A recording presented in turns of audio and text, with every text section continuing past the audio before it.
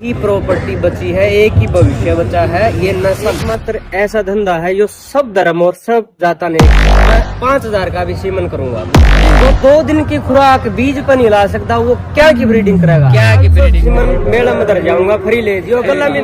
पशुपालन गरीब होता ही नहीं, जिस बड्डे तो नहीं कर रहे हैं, बड्डे यूरोप तो नहीं है। मलंग फौजी साहब का शेरा है, लेकिन यूट्यूब पर पशुपालक इंडस्ट्री ने बदनाम मत। ये 1 करोड़ की भैंस हरियाणा घोड़ा पे 10-10 करोड़ लाश का है, जो नाम लेना और गवार नहीं बनना। हमने खड़े हैं, एक वर्कर भी डाल खड़े हैं, एक आर्टिस्ट भी डाल रहे हैं, एक किसान भी आया है, और सब इस काम में सहयोग करो। आप लगातार छूट गए, एक पॉजिटिविटी के साथ एक शुरुआत में देखी में कंपटीशन हो रहा है, और हरियाणा क्षेत्र में ऐसा आयोजन कर दिया। अगर और ज्यादा के साथ खड़े हुए लोग सबसे बड़ा नमस्कार भाई पशुपालक साथियों। तो भाई वीर भाई पहुँचे हैं अपने कुरुक्षेत्र मेले में। आप लोगों को पता है भाई का शुरू से ही गौ प्रेम रहा है, और ये नंदियों का भाई रिंग था, और भाई के द्वारा पूरा रिंग देखा गया, पूरा मेला देखा गया।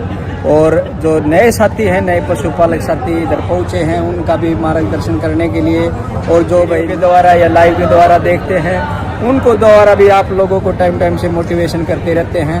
तो भाई का हम धन्यवाद करना चाहते हैं कि इस मेले में आपने अपना कीमती टाइम निकाल करके और जो पशुपालकों के लिए पहुंचे हैं, तो भाई से पूछना चाहेंगे। तो नमस्कार जी भाई। नमस्कार भाई, सबसे पहले तो शुभकामनाएं आप सबको, क्योंकि पहले पशुपालक एक मजबूरी का काम था जी, और पशुपालन ने एक गवार आदमी का काम था। फिलहाल हम इसने एक माना है कि इंडस्ट्री बनेगी, और इस इंडस्ट्री का हम हिस्सा हैं जी सर। हम सब हिस्सा हैं, कोई छोटे लेवल पर, कोई बड़ा लेवल पर। जी जी। तो आप तो 2 तरीके से हिस्सा हो, एक तो फुल भी है सीमन वाला भी कर रहे हो आप लोगों ने जी सर। जी और साथ में आप एक अच्छी इंफॉर्मेशन यूट्यूबर का तौर पर भी पहुंचाओ। बिल्कुल।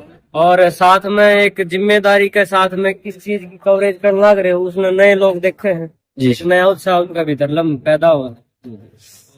शुभकामनाएं तो आपको भी, और हम तो बस अपना हाजिरी लागे भाई। तो भाई जो सबसे पहले एक जो नए साथियों को क्या कहना चाहोगे आज के दौर में भाई, गौ पालन पे या भैंस पालन, गौ पालन, सारी बात आ गई। मैं एक बात कहना चाहूंगा, अक्सर बार बार मतलब कही है जी। केरल जैसा जो प्रदेश है, वहाँ साक्षरता दर बहुत ज्यादा है, वहाँ पढ़े लिखे लोग बहुत ज्यादा है। जी। राजस्थान या और अन्य प्रदेश है, वहाँ पे धार्मिक स्थल बहुत ज्यादा है। जी। हमारा हरियाणा है, दौरे पंजाब, दौरे 2 ही चीजें थी, जी। जमीन और पशुपालन। जी। अब जमीन ने एक्वायर होने लगी, कम होगी। जी। सिर्फ हमारी एक ही प्रॉपर्टी बची है, एक ही भविष्य बचा है, ये नस्ल। ये नस्ल पशु नहीं है हमारे लिए, ये धरोहर है और प्रॉपर्टी भी है। इसका एक तो पहली बात तो फौजी साहब आप जी जी हमारे जीन्स ने, हमारे डीएनए ने, हमारी विरासत में बचा रहे हैं जी। दूसरी बात ये है, हम यूरोप के सैडा के बीच में आज मास्टर की मोरी पकड़े खड़े हैं, तो ये प्राउड की बात होगी। जी जी। तीसरी बात ये है, जब जमीन नहीं बचेगी, लेकिन करोड़ रुपया की भैंस घर घर बंद रही होगी, 50 40 लाख की गां घरा बंद रही होगी, तो यो हमारे खातर सब कुछ होगा। तो हमारे खातर तो ये भगवान है ना। तो दोस्तों आप लोगों ने देखा होगा, मैंने भाई की काफी वीडियो कवर करी है, आप लोगों को मैं कहता रहता हूँ कि एक विचार ना आपकी जिंदगी बदल सकता है, और मैंने आपको काफी विचार भाई के आप लोगों के सामने पेश किए हैं, और उनकी एक एक छोटी बातों में गहराई होती है। आप लोगों ने देखा कि ये एक हमारी विरासत है जो पशुपालन लोगों ने संभालना है, आगे बढ़ाना है। और बहुत बहुत धन्यवाद भाई जी, आपने जो ये बातें बताई। और मैं जरूर चाहता हूँ कि जो युवा साथी हैं इस पशुपालन के दौर की तरफ वापिस लौटेंगे, जो कि दूर हटते जा रहे थे, और अपनी जो है आपने बताया कि जमीनें कम होती जा रही हैं, तो पशुपालन बहुत बड़ी चीज है, और इसको आगे बढ़ाने का काम करेंगे ईमानदारी से। बात एक और फौजी साहब, जो सिर्फ एकमात्र ऐसा धंधा है जो सब धर्म और सब जाता ने एक करते हैं। जी जी। कोई जमींदार किसी भी जाति विशेष का उसका है, बिल्कुल। कोई और काम करनी या किसी एक मजहब विशेष का उसका है। जी। एक पशु रखनिया जो आदमी है वो हरेक जात का और हरेक धर्म का वो है, और ये पशु हरेक जात और हरेक धर्म के लोगों ने इकट्ठे लाके आड़े बैठा रहे हैं। दूसरी बात, सामाजिक तौर पर भी एक मजबूत बात है। जी जी, और उसके ऊपर आप कोई भी उसका फायदा उठा सकते हो। बाद में एक अच्छी चीज है, चाहे वो गरीब के पास है, चाहे पैसे वाले के पास है, चाहे छोटे के पास है, बड़े के पास है। हम तो इतनी सेवा कर रहे हैं, कोई दूध हमारे पशुआ का पी रहा है, उसकी सेहत बन रही है शारीरिक तौर पर, लेकिन कोई हमारे पशुआ की वीडियो भी देख रहा है, वो मानसिक तौर पर भी फायदा ले रहा है। अच्छा, तो मानसिक सुख मिल रहा है। यूट्यूब पर कोई आती मास की वीडियो देखे भी तरला खुश हो गया यार। बिल्कुल। तो एक मानसिकता वाली छोटी बात करना चाहूंगा, मेरे को भी कई बगैर नहीं रहता। तो जैसे अपना पीढ़ी दर पीढ़ी का बहुत पुराना जोटा है मलंग, तो उसके बारे में मैं बातचीत करना चाहूंगा। एक जो भाई पीढ़ी के बारे में भी बताएं, और जो उसका जो सिमन का इतना सबसे ज्यादा आज रेट आपने रखा है, उसका भी एक रीजन लोगों को समझ में आई, ये भी आप ओपन करें। सिमन का रेट का फैसला तो था जो हमारे सहयोगी भाई है, सारे नए बालक हैं, उनका था। दूसरी बात, मैं इस काम में साथ था, मैं 5,000 का भी सीमन करूंगा उनका। जी जी, बहुत बढ़िया। भविष्य में कान के है, घोड़ी भरवान जावा 2-2, 3-3, 4-4 लाख दे दे। हाँ, बिल्कुल देते हैं। भैंस रोज का 500 रुपए का खावा है, खावा है बिल्कुल। जो 2 दिन की खुराक बीज पर नहीं ला सकता, वो क्या की ब्रीडिंग करेगा? क्या की ब्रीडिंग करेगा? वो ये बोलते हैं इतने महंगा।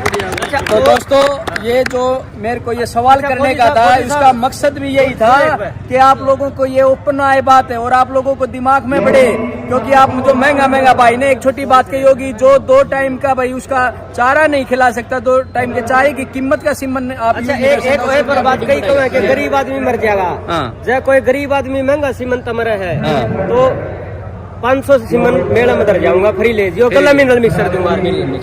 बिल्कुल ठीक है। पशुपालन गरीब होता ही नहीं, जिसके घर पशु बन गया उसने पशु गरीब रहने नहीं देता है। गरीब रहने नहीं देता। पशु ऐसी चीज है, पशु तो धन है जी। पहले टाइम में राजा की जो संपत्ति का आकलन था, वो उसके पशुधन और गां जो थी उनके हिसाब से काउंटिंग होया करती। इतनी गाय वाला राजा, इतनी माशाल्लाह राजा है। ये छोरा नौकरी लाग जाओ, बढ़ते माछने बेचेंगे, मारा के कामरा के थैली ने चढ़नी है, गिलास में पीना है। जी जी, समझे बात ने। तो पशुपालन नहीं मरदा ना, पशुपालन ऑब्जेक्शन करता है रेट पे। रेट पे तो ऑब्जेक्शन ये करे है जो आंगली कटवा के सही दोना माने है। सस्ता लाना है, जल्दी पिता अच्छा सस्ता कोई नहीं है, लेकिन कोई नया बालक आगा ब्रीडिंग पीढ़ी दर पीढ़ी ब्रीडिंग करके कोई चीज पैदा करा है, तो उसने उसका हौसला बनाया रहो, उसका मोल तो मिलना चाहिए यार। जी जी, उसका सही बात है। एक और बात बताऊंगा बाद में। 2 कैटेगरी और बन गई षड्यंत्र के तहत। कोई भी आम आदमी 5-10 साल मेहनत करके एक मुकाम पाले है, उसके बाद में जर्नी एक उसने कहा वो बड्डे तो नहीं कर रहे हैं, बड्डे यूरोप तो नहीं आए हैं, बड्डे ब्रीडरों की बजाय उनको उन्नत पशुपालक करो, कैटेगरी मत फाड़ मत करो। दूसरी बात, कोई मेरा बुल है मलंग फौजी साहब का शेरा है, कोई भी बुल माड़ा नहीं है। यकीन मानो, जब आप अपने दादर दौरे बापर दौरे बैठ के बात कराएंगे तो आपने समझ आओगी, पंचायती बुल कोई भी 16 किलो वाली कोई पुराना नहीं था। सच्चाई बात। कोई किसी के माड़े रिजल्ट नहीं आते। हमारे बाबू का 4 छोरे हैं, गारंटी नहीं सारे अच्छे लकड़ेंगे। संभावना बस किसी का माड़ा लिकड़ गया, वो एक और बात है।